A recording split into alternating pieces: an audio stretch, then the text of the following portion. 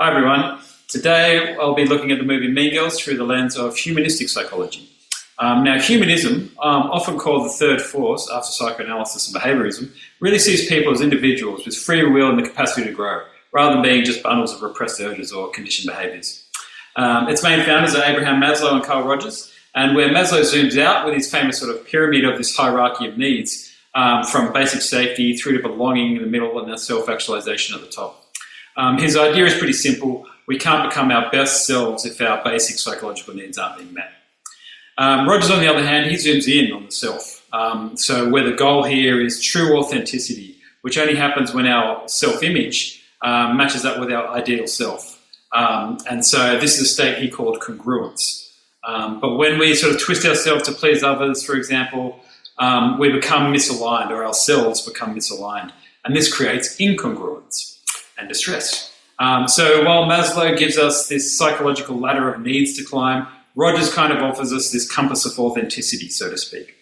So for Katie's humanistic personality journey in MeanGirls, I'm going to dig into Maslow's and Rogers' theories using three humanistic concepts. Number one, belonging and conditional acceptance. Number two, congruence versus incongruence. And number three, self-actualization and growth.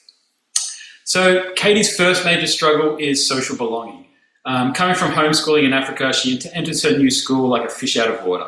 The cafeteria scene shows this perfectly, where she's socially excluded and she's got nowhere to sit. Here, Maslow would say that her belonging needs are really on that third level of the pyramid, and they're not being met.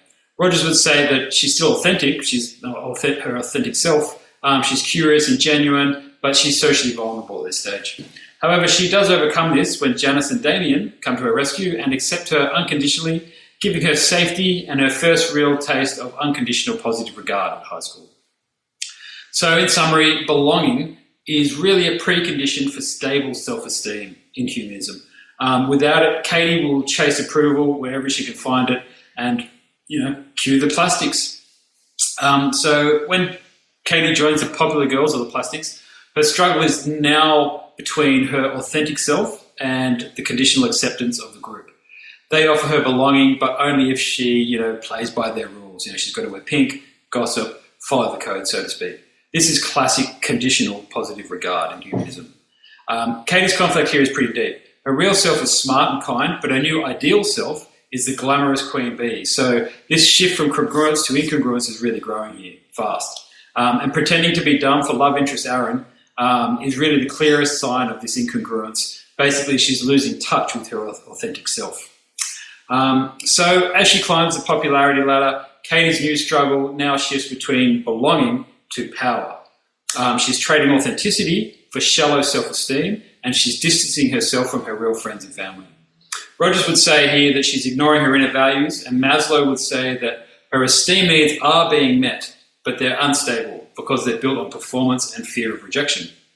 This becomes very clear when Katie's big fall from grace happens during the Burn book scandal. This is Katie's lowest point, for sure.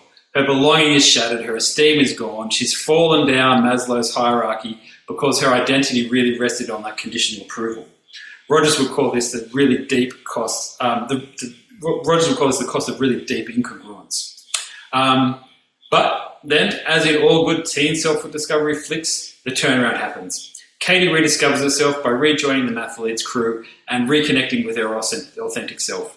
She stops performing and embraces her genuine strengths. Rogers would say here that she is regaining congruence. Her self-image as a mathlete aligns with her true abilities and the values of her ideal self. This all accumulates at the spring fling, where she chooses authenticity and generosity over status. Very symbolically breaking the tiara and sharing it around shows that she's let go of that conditional approval. Maslow would call this a really big step towards self-actualization. And Rogers would say that she's becoming a fully functioning person, authentic, open, and free from those conditions of worth.